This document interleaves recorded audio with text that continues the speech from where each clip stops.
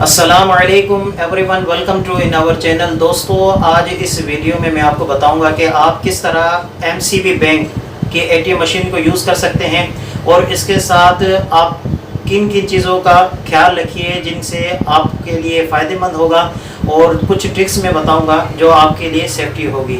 तो आखिर तक वीडियो देखिए। उम्मीद करूंगा कि ये वीडियो आपको पसंद आएगी। अगर अच्छी लगे तो इस वीडियो को एक मैसेज के तौर पर ज़रूर शेयर कीजिएगा, लाइक कर दीजिएगा और हमारे चैनल को ज़रूर सब्सक्राइब कर दीजिएगा। तो आइए देखते हैं कि किस तरह हम एटीएम मशीन को यूज़ कर सकते हैं एमसीबी बैंक का। तो आइए देखते हैं। दोस्तों, जैसा कि ये मेरा एटीएम कार्ड है, सिंपल ही है। इस कार्ड पे आपको ये एरो नज़र आ रहा होगा, ये आपको तीर का निशान नज़र आ रहा होगा। तो इस तीर के निशान जो कार्ड होगा उसको आप यहाँ एटीएम मशीन में इन कर दीजिए। तो मैं अपना एटीएम कार्ड इन कर देता हूँ। तो जैसा कि आप देख रहे हैं मेरा एटीएम कार्ड अंदर चला गया है। तो अब देखते हैं कि क्या आता है। ये आपसे पिन कोड मांग रहा है, तो जो आपका 4 डिजिट का पिन कोड है वो आप यहाँ पर टाइप कर लीजिए। यहाँ पर मैंने अपना पिन कोड टाइप कर लिया है।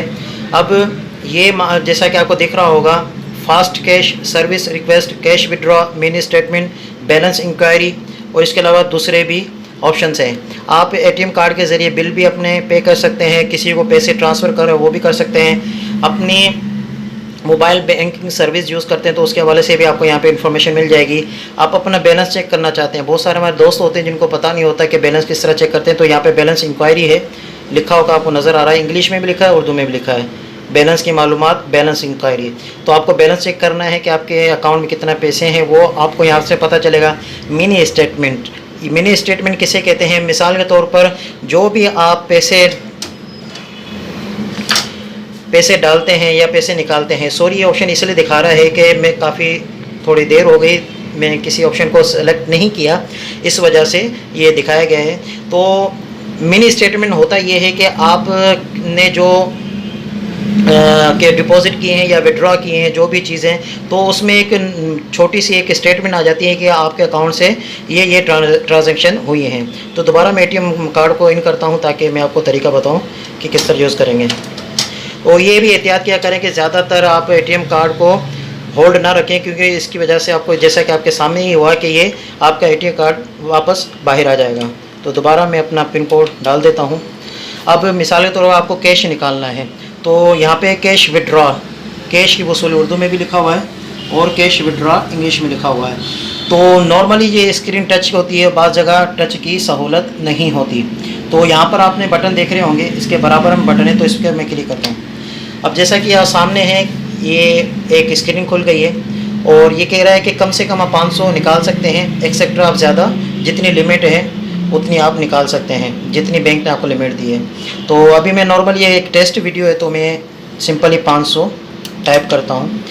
रकम टाइप करने के बाद यहाँ पे आपको दिख रहा होगा कंटिन्यू लिखा हुआ है। तो अगर आपसे कोई गलती हो गई तो आप री इंटर भी लिख सकते हैं। तो ये यहाँ पे बटन है, तो यहाँ पे मैं टच कर लेता हूँ। अब ये पूछ रहा है कि आपका करंट अकाउंट है या सेविंग अकाउंट है।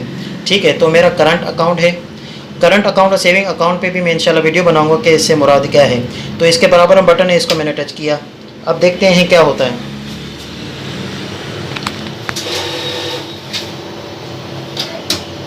तो अब ये मुझे कह रहा है कि आप अपना एटीएम कार्ड निकाल लीजिए। तो इसमें आप एहतियात करके एटीएम कार्ड निकाल लीजिए। अब देखते हैं, देखें यहाँ से आप देख सकते हैं मैंने 500 एंटर किए थे, ये 500 मुझे मिल चुके हैं। और यहाँ से आप स्लिप आपकी भी आ चुकी है। ये नॉर्मली स्लिप होती है, इसमें आपका अकाउंट्स नंबर वगैरह मुख्तलिफ डिटेल होती है। तो होपफुली फ्रेंड्स, आपको ये तरीका, सिंपल तरीका, नॉर्मल मैंने आसान उर्दू में समझाया। उम्मीद करता हूँ कि ये वीडियो आपके लिए फ़ायदेमंद होगी। अगर अच्छी लगी है तो ज़रूर लाइक कर दीजिए, शेयर कर दीजिए और हमारे चैनल को ज़रूर सब्सक्राइब कर लीजिए। अपना ख्याल रखिएगा। अल्लाह हाफ़िज़।